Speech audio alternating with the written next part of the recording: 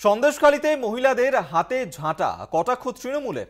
এই ঝাঁটাগুলো চকচকে নতুন ঝাঁটা, মনে হয় কলকাতার বড়বাজার থেকে আনা হয়েছে। শুভেন্দু অধিকারী এই ঝাঁটাগুলো পাঠিয়েছেন, এমনটাই কিন্তু তোপ দেগেছেন সুজিত বসু। তৃণমূলের সভা থেকেই এই তোপ দেগেছেন সুজিত বসু। তিনি বলেছেন যে যে ঝাঁটাগুলি দেখা যাচ্ছে সন্দেশখালীর মহিলাদের হাতে, সেগুলি নতুন ঝাঁটা, যা কলকাতার বড়বাজার থেকে এসেছে বলেই মনে হচ্ছে। এবং বিরোধী দলনেতা শুভেন্দু অধিকারী তিনি এই ঝাঁটাগুলো পাঠিয়েছেন, এমনটাই কিন্তু বলে তোপ দেগেছেন সুজিত বসু। তৃণমূল নেতা তথা দমকল মন্ত্রী সুজিত বসু তিনি এই প্রসঙ্গে ঠিক কি বলেছেন শোনাব আপনার।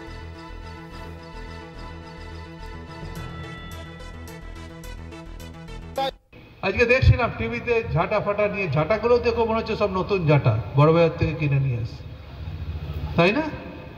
সব নতুন নতুন ঝাঁটা। আমি তো ঝাঁটা দেখলে বুঝতে পারি ওটা তো বাড়ির ঝাঁটার না। বাড়ির ঝাঁটাগুলো দেখে বলছিলাম দেখ ঝাঁটাগুলো মনে হচ্ছে নতুন ঝাঁটা, সব সব কলকাতা থেকে শুভেন্দু পাঠিয়ে দিয়েছে। বসিরহাট 2 লাখে ভোটে এখন জিতে আছে, 2 লাখ ভোটে জিতে আছে, বিভ্রান্ত কেউ হবেন না। আপনাদেরকে শোনালাম সুজিত বসু তিনি ঠিক কি বলেছেন এই প্রসঙ্গে। আপনাদেরকে এরপর শোনাবো যে এই পাল্টা দিয়েছেন বসিরহাটের সিপিএম প্রার্থী নিরাপদ সর্দার, তিনি কি বলছেন শুনুন। মানবদের উপর যেভাবে আক্রমণ নামছে, এটা যদি রক্ষা করতে হয় তাহলে দরকার ওদের জীবনের অভিজ্ঞতা থেকেই ঝাঁটা হাতে ধরেছে।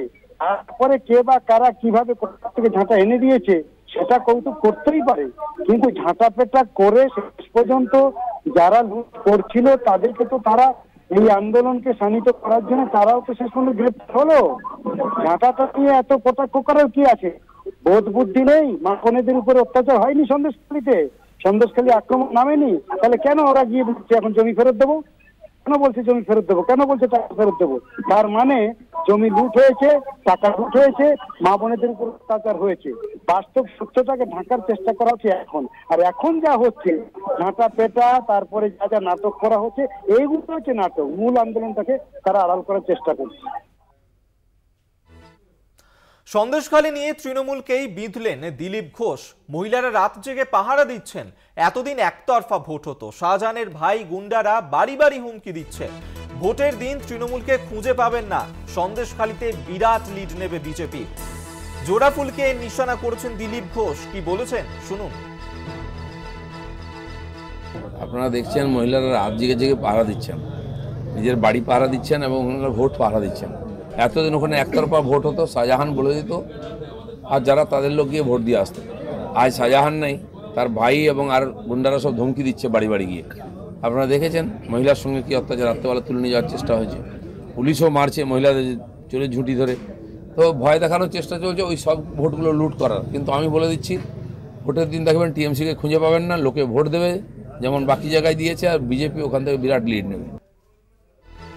সন্দেশখালী প্রসঙ্গে দিলীপ ঘোষ তিনি নিশানা করেছেন তৃণমূলকে এবং তার এই মন্তব্যের পাল্টা দিয়েছেন তৃণমূল নেতা জয়প্রকাশ মজুমদার। তিনি কি বলছেন শোনাবো। সন্দেশখালী তো একটা কেন্দ্র নয়, দিলীপ বাবু বোধহয় ভুল করেছেন।